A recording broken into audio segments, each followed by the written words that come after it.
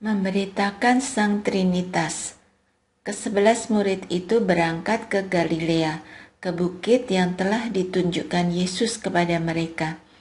Ketika melihat Dia, mereka menyembahnya, tetapi beberapa orang ragu-ragu.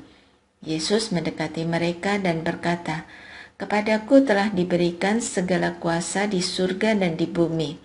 Karena itu, pergilah, jadikanlah semua bangsa muridku, dan baptislah mereka dalam nama Bapa dan Anak dan Roh Kudus. Dan ajarlah mereka melakukan segala sesuatu yang telah kuperintahkan kepadamu. Ketahuilah, aku menyertai kamu senantiasa sampai akhir zaman." Ketika mendengar kata Trinitas, banyak orang langsung membayangkan sebuah doktrin yang rumit dan sulit dipahami. Namun menariknya, dalam Matius 28 ayat 16-20, Trinitas tidak pertama-tama muncul sebagai teori tentang Allah, melainkan sebagai sebuah perjumpaan dan pengutusan. Setelah kebangkitannya, Yesus menemui murid-murid di sebuah gunung di Galilea. Di sana, Ia memberikan amanat agung yang sangat dikenal. "Pergilah, jadikanlah semua bangsa muridku, dan baptislah mereka dalam nama Bapa dan Anak dan Roh Kudus." Ini adalah salah satu pernyataan paling jelas tentang Allah Tritunggal dalam Perjanjian Baru. Menarik untuk diperhatikan bahwa Yesus tidak berkata dalam nama Bapa, Anak, dan Roh Kudus dengan bentuk jamak, tetapi dalam nama dengan bentuk tunggal. Artinya, ketiga pribadi ilahi itu tidak berdiri sendiri-sendiri, melainkan hidup dalam kesatuan yang sempurna. Allah yang kita sembah adalah Allah yang sejak kekal hidup dalam relasi kasih, persekutuan, dan kebersamaan. Karena itu, Trinitas bukan sekadar ajaran yang harus dipahami, tetapi kehidupan yang mengundang kita untuk ikut ambil bagian di dalamnya. Sejak awal Alkitab, Allah mencipta bukan dalam kesendirian. Dalam karya keselamatan pun, Bapa mengutus Anak, Anak menyatakan kasih Bapa, dan Roh Kudus menyertai umat sampai sekarang.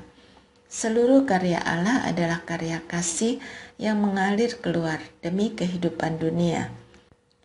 Maka, ketika Yesus mengutus para murid, Ia tidak sekadar memberi tugas. Ia mengajak mereka masuk ke dalam gerak kasih Allah sendiri. Murid-murid dipanggil untuk menghadirkan kehidupan yang mencerminkan relasi Allah Tritunggal. Hidup dalam kasih, membangun persekutuan, mengembangkan solidaritas, dan menjadi berkat bagi sesama. Di tengah dunia yang mudah terpecah oleh perbedaan, persaingan, dan kepentingan diri, Trinitas mengingatkan kita bahwa hidup menemukan maknanya dalam relasi.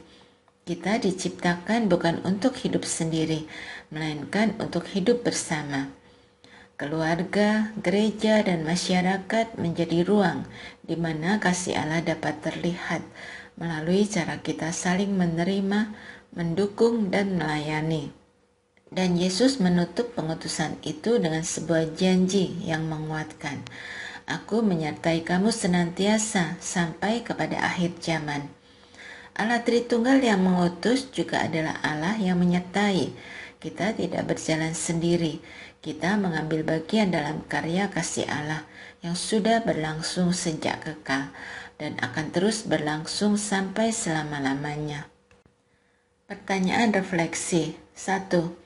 Apa yang selama ini saya pahami tentang Allah Tritunggal dan bagaimana pemahaman itu mempengaruhi kehidupan saya sehari-hari?